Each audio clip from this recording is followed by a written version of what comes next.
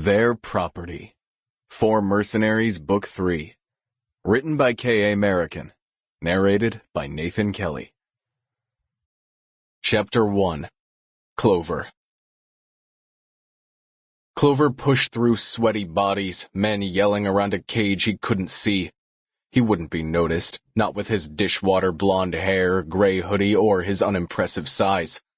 More importantly, though, not when the crowd was as bloodthirsty as a pack of starving dogs in a post-apocalyptic wasteland. Pyro's grunt was like the roar of a speeding vehicle, but despite the clang of metal that followed, Clover wasn't worried. That hadn't been a sound of pain or dismay. Pyro was in his element, even if Clover couldn't see him yet, since his view was blocked by raised hands. He could barely discern the dull thuds of fists hitting flesh, but as he moved toward the podium, blue hair flashed behind the thick steel mesh for a moment, reassuring him that his instincts had been correct. The spectators weren't a solid mass, so he inched closer to the cage bit by bit, keeping his head low to protect his sensitive eyes from the sharp glow of lamps overhead. He hated this place, but he couldn't leave Pyro on his own. Pyro's next punch threw his opponent at the mesh, and Clover yelped when blood sprayed from the man's broken lip.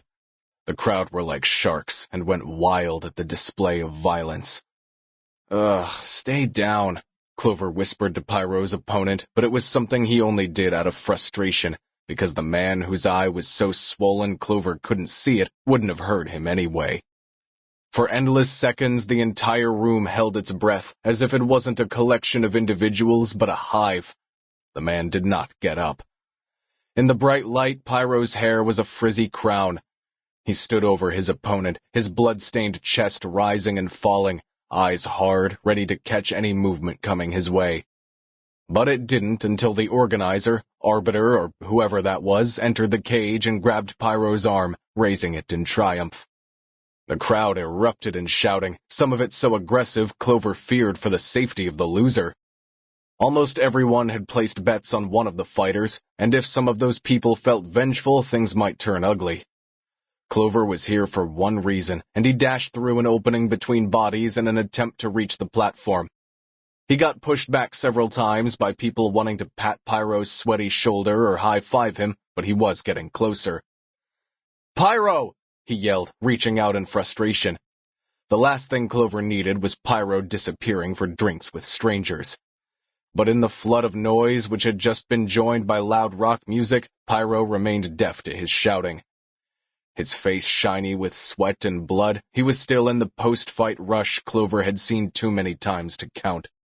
His movements were stiff, as if his knees had partially locked, but he went with the flow of people who, after a sequence of victorious fights, adored him for the cash he made them.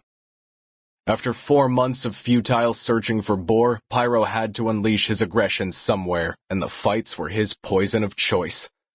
Far from legal, ending up in people's deaths, concussions, and bites, there was something Clover hated on principle.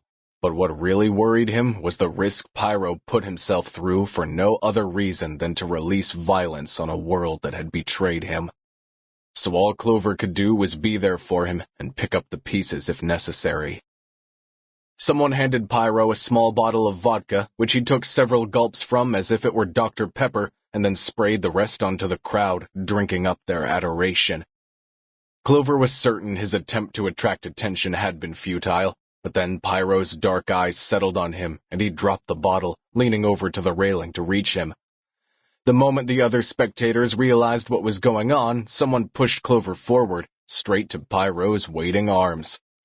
He gasped into the kiss that seared his lips with alcohol and the metallic taste of blood, but at least he was close. There was no point in trying to stop Pyro from these fights. God knew Clover had tried. He begged, he pleaded, but none of that had worked. So if Pyro was to take part in them anyway, Clover preferred to at least know where Pyro was. The last thing he wanted after losing Boar was to find Pyro dead in a dark alley, and it had come very close to that a month ago, when Clover had been so fidgety about Pyro's absence in the morning that Tank had driven with him, only to spot a familiar car in a ditch. Pyro had come out of the accident unscathed, except for the huge bruise on his forehead, but it hadn't taught him anything either. Tank had decided to wash his hands of Pyro after that, but the Sample complete. Ready to continue?